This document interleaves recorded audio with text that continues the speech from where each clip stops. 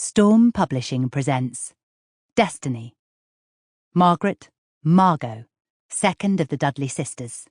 Written by Madalyn Morgan and read by Mira Dovreni. Chapter 1. Look out! Stop! Margaret didn't look. She didn't stop until she was pushed into a doorway. What?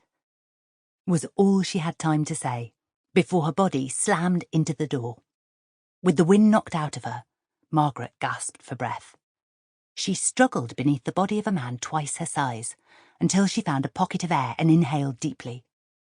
A combination of sweat and brick dust filled her nostrils. Her mouth snatched for air and she began to choke.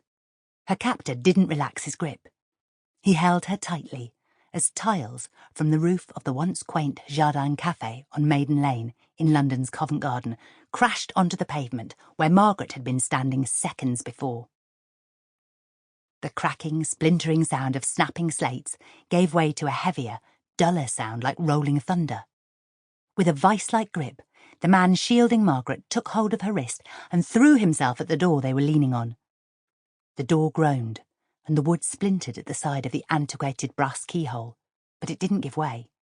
Still holding her, the man lunged again.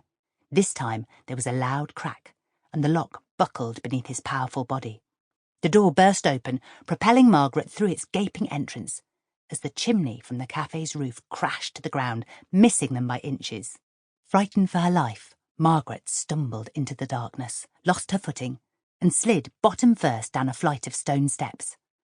The strap on her handbag snapped, and the bag flew through the air, scattering its contents over the ancient flagstones.